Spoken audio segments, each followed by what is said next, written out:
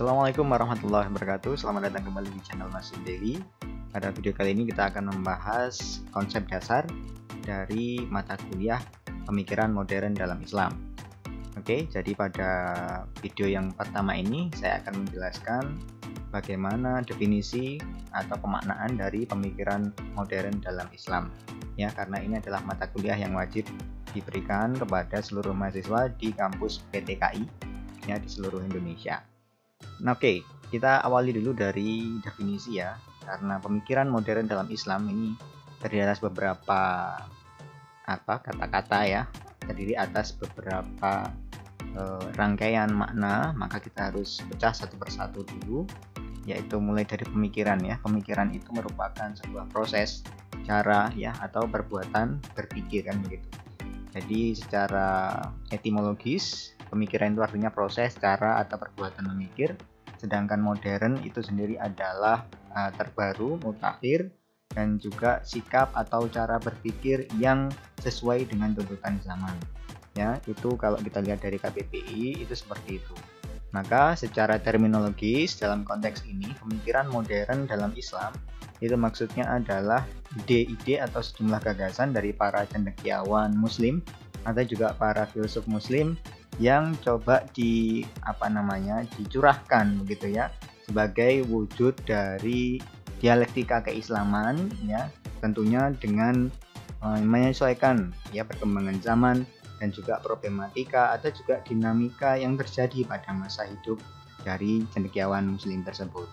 Jadi dapat dikatakan bahwa pemikiran modern dalam Islam ini sendiri merupakan suatu ide-ide gagasan pembaharuan begitu ya, yang ditawarkan oleh para cendekiawan muslim dalam rangka untuk merespon bagaimana problematika kehidupan yang terjadi pada masanya, kemudian merupakan sebuah tawaran solusi alternatif untuk memperbarui konsep pemaknaan ataupun juga pembumian dalam arti kontekstualisasi ajaran Islam yang bisa menyesuaikan ya, sesuai dengan zaman. Karena memang agama Islam ini adalah agama yang memang sangat komprehensif dan harus bisa diterapkan di semua tempat dan di semua waktu. Nah, itulah memang konsep rahmatan lil alamin ya. Itu adalah pemaknaan dari pemikiran modern dalam Islam.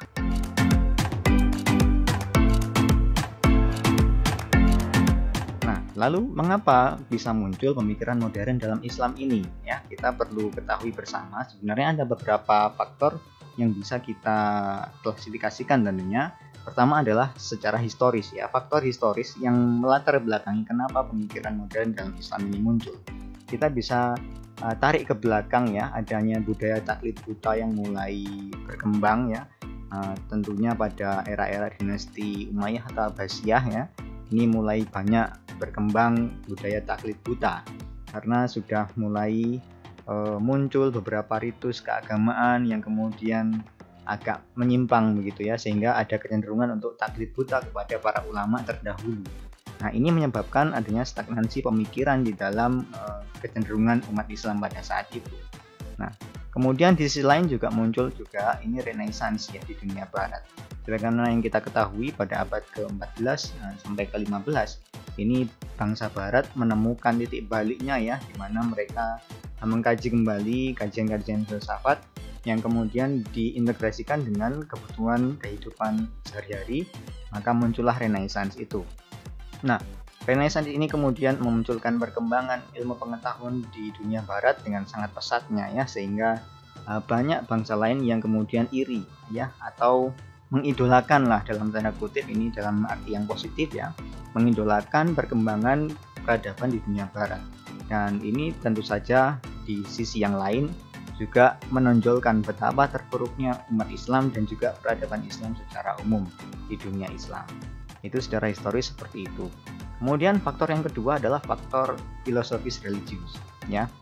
Faktor filosofis religius ini yang saya maksud karena memang Islam ini bersifat universal ya, dimana kita mengetahui dan juga meyakini bahwa agama Islam adalah agama terakhir, agama penyempurna dari seluruh agama samawi yang sudah pernah diturunkan oleh Allah Subhanahu wa taala, kemudian dibawakan oleh para rasulnya. Nah, karena Islam ini bersifat universal, maka tentu saja perlu adanya rasionalisasi. Ini menjadi sebuah keniscayaan ya, di mana pemaknaan ajaran Islam ya ini kemudian harus dimaknai secara logis supaya bisa dimaknai dan dipahami secara mendalam oleh masing-masing pemeluknya, dan juga supaya memudahkan untuk penyebaran agama Islam ini tanpa adanya kekerasan. Itu rasionalisasi ya. Kemudian juga perlu adanya kontekstualisasi, karena memang agama Islam adalah rahmatan lil alamin, agama yang selalu sholih fi kulli makanin wa zamanin, maka tentu saja kontekstualisasi ini sangat penting. Yang tak kasih contoh misalkan zakat. Zakat itu kan dulunya tidak ada tuh ya perintah harus menggunakan beras, kan tidak ada. Kemudian di Indonesia kenapa pakai beras? Nah, ini karena memang adanya kontekstualisasi, di mana zakat itu bisa dibayarkan dengan bahan makanan pokok yang menjadi makanan pokok di suatu tempat dengan tempat yang lain tentu saja bisa jadi berbeda. Nah, karena itulah ini salah satu contoh ya bagaimana agama Islam ini harus dikontekstualisasikan juga. Nah, kemudian ada juga purifikasi, artinya pemurnian. Jadi pemurnian ajaran agama Islam dan juga ritus-ritus keagamaan ini harus menjadi salah satu tolak ukur juga ya. Jadi bagaimana umat Islam itu beribadah ini juga harus diperhatikan, karena memang ada beberapa praktek yang kemudian menyalahi atau timbulnya ya katakanlah bid'ah dan seterusnya. Itu adalah salah satu faktor juga secara filosofis dan religius kenapa muncul pemikiran modern dalam Islam. Kemudian secara politis ini ada juga ya perebutan kekuasaan, tentu saja kita sudah mengkaji itu di sejarah peradaban Islam. Ya, ada perebutan kekuasaan internal dari kalangan kekhalifahan, kemudian kedoliman penguasa muslim juga terjadi ya beberapa pemerintahan di dunia Islam, dan juga terjadi disintegrasi dunia Islam yang terjadi juga serangkaian eksternal serangan-serangan dari bangsa luar ya, serangkaian serangan dari bangsa luar ini menjadi salah satu faktor yang juga secara politis bisa melatar belakangi kenapa pemikiran modern dalam Islam itu muncul. Kemudian juga imperialisme dunia barat ini yang juga tidak bisa disampingkan begitu saja, yang semuanya itu merupakan faktor politis kemunculan pemikiran modern dalam Islam. Kemudian secara sosiologis ini juga bisa kita klasifikasikan ya, secara sosiologis penyebar luasan Islam ke seluruh dunia ini menjadi salah satu alasan kenapa pemikiran modern itu muncul. Karena ada penyebar luasan Islam itu tadi, maka bisa dikatakan akulturasi budaya Islam dengan budaya lain di daerah setempat ini juga tidak bisa dielakkan. Nah, tentu kita juga menggarisbawahi ya terjadinya kemerosotan moral dan juga penyelewengan ritus yang sudah saya singgung tadi. Ini juga menyebabkan satu pemikiran baru yang lebih kontekstual dan bisa mengayomi begitu ya kebutuhan umat pada zaman masing-masing. Selain itu juga ada kontak dengan modernisme barat ya, misalkan di daerah Turki ya, nanti mungkin bisa kita bahas salah satu tokohnya, nanti kita akan lihat bagaimana kontak dengan modernisme barat ini bisa memunculkan pemikiran pembaruan ya di dalam peradaban Islam. Kemudian yang terakhir adalah permasalahan kontemporer yang dihadapi oleh umat. Ini juga menjadi salah satu faktor sosiologis ya kenapa pemikiran modern dalam Islam itu bisa terjadi ya, karena masalah-masalah umat itu akan selalu berkembang seiring dengan perkembangan zaman.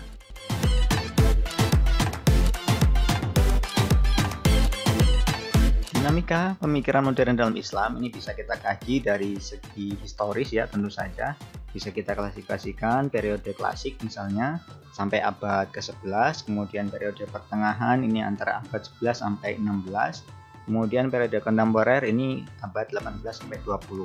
Tentunya tokoh-tokoh para filsuf muslim, cendekiawan muslim yang ada pada masing-masing zaman nanti bisa kita klasifikasikan lebih jauh dan bisa kita kaji satu persatu ya, walaupun tidak semuanya, perwakilan dari masing-masing periode ya, sehingga teman-teman bisa memahami bagaimana karakter dari pemikiran-pemikiran para tokoh tersebut. Di beberapa referensi juga disebutkan bahwa memang ada beberapa tipe pergerakan atau pemikirannya. Di sini saya bisa klasifikasikan setidaknya ada dua jenis gerakan. Yang pertama adalah gerakan revivalisme, yang kedua adalah gerakan modernisme. Kalau revivalisme ya dari kata revive itu artinya adalah ya menghidupkan kembali ya. ini lebih bersifat puristis dan juga preventif. Artinya lebih condong kepada mengembalikan semuanya ya kepada Al-Qur'an dan Sunnah ya. Kemudian bisa juga ciri yang lebih mewakili ya. Ini adanya upaya untuk memurnikan praktek-praktek keagamaan dan juga mengeksplorasi metodologi Islam. Ya, itu ciri dari gerakan revivalisme itu. Kalau gerakan yang modernisme ini lebih bersifat dinamis dan juga inovatif. Ya, memang lebih banyak terjadi interaksi ya dengan budaya barat dan sedikit ada kecenderungan untuk mengejar ketertinggalan ya, karena ada stigma bahwa umat Islam ini tertinggal dari dunia barat, maka modernisme ini memang ada kecenderungan untuk mengejar ketertinggalan peradaban. Kemudian juga mengadopsi metodologi dari dunia barat ya, reinterpretasi metodologis lah kira-kira seperti itu. Jadi memang kalau kita klasifikasikan ini bisa juga dari gerakannya jenisnya yaitu revivalisme dan juga modernisme. Nanti tinggal bagaimana kita membahas itu, mengkaji secara komprehensif gitu ya, termasuk pemikiran para tokoh yang ada di dalamnya.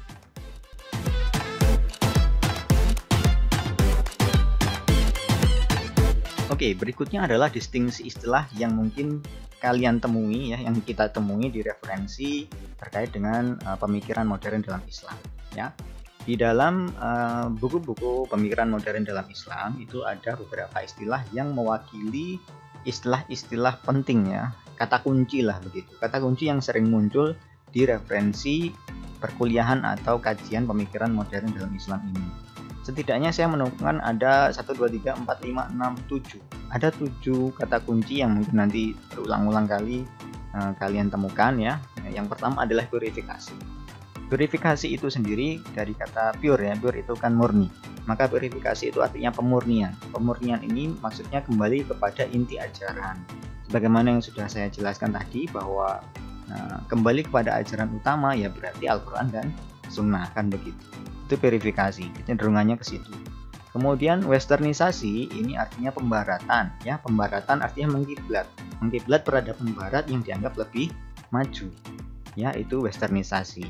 Kemudian modernisasi ini merupakan pemutakhiran ya, karena modern itu bersifat mutakhir, update, maka tentu saja modernisasi ini distingsinya terletak pada kemodernan ya, artinya pemutakhiran sesuai dengan zaman pada saat itu tentunya.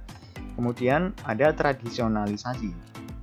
Tradisionalisasi itu artinya menduplikasi budaya-budaya luhur yang sudah pernah terjadi dan itu dianggap bagus gitu ya pada era-era sebelumnya dan kira-kira cocok dengan masa kini ya, maka ini disebut dengan tradisionalisasi, bisa digunakan kembali.